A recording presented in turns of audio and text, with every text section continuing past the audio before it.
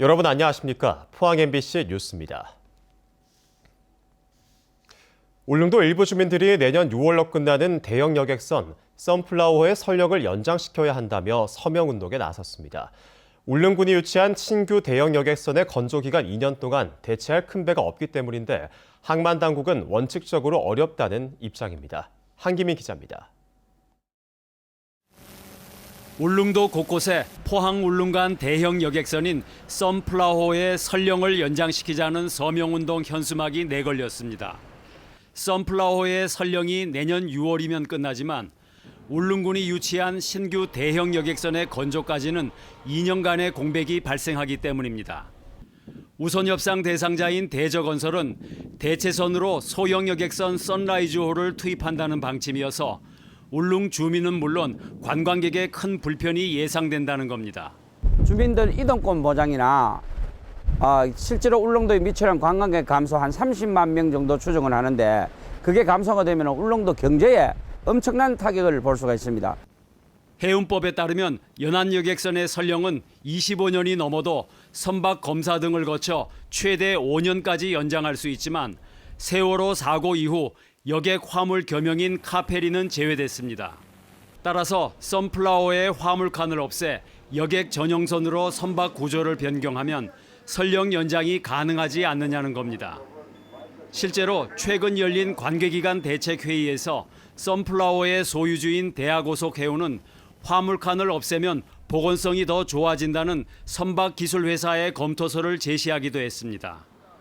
그러나 주무기관인 포항지방해양수산청은 보건성이 문제가 아니라 선박의 피로도가 높아지면서 눈으로 확인할 수 없는 안전상의 문제가 발생할 수 있다며 어렵다는 입장입니다. 오래 노후화되면서 사람이 접근할 수 없는 그 공간들, 벽에 그런 안에 있는 전기적인 문제라든지, 그러니까 화재 발생 가능성이라든지 그런 것들이 사실은 실질적으로 우려가 되는 부분이 있죠. 대부분의 선진국에서는 설령 제한을 두지 않고 선사와 보험사, 선박 검사기관의 자율에 맡기고 있고 실제로 부산 대마도 노선에는 42년 된 배가 다니고 있습니다. 하지만 세월호 사고를 겪은 우리나라로서는 여객선 안전에 대한 우려가 큰 상황이어서 쉽게 결정할 수 없는 첫 사례입니다. 설령 연장을 추진하는 주민들은 서명부를 청와대 등 관계 요로에 제출한다는 계획이지만 울릉군은 반대 의견도 제기되는 만큼 다수 의견에 따르겠다는 입장이어서 앞으로의 진행 과정에 관심이 모아지고 있습니다. MBC 뉴스 한기민입니다. 올해 마지막 회기에 들어간 포항시의회가 예산결산특별위원회를 구성하고 포항시의 내년 예산안 심사에 돌입했습니다. 시의회는 정혜종 위원장 등 11명의 의원으로 예결특위를 구성하고 어제부터 각 상임위원회별로 소관부서의 내년도 예산안에 대한 1차 심사를 시작했습니다. 포항시의 내년도 당초 예산은 사상 처음 2조 원을 넘긴 2조 86억 원으로 정혜종 예결위원장은 지진 피해 지원 사업과 지역 경기 활성화를 위한 사업을 최우선으로 검토하겠다고 심사 방향을 설명했습니다. 4차 산업혁명 시대를 맞아 산업 간 융합을 촉진하기 위해 건립된 포항테크노파크 미래융합센터가 준공돼 본격 운영에 들어갔습니다. 미래융합센터는 기술혁신형 기업을 육성하기 위해 포항시와 포항테크노파크가 투자해 세워졌으며 수소연료전지 인증센터와 경북소프트웨어 융합진흥센터 등 지역 4차 산업을 선도할 분야별 거점센터가 입주할 예정입니다.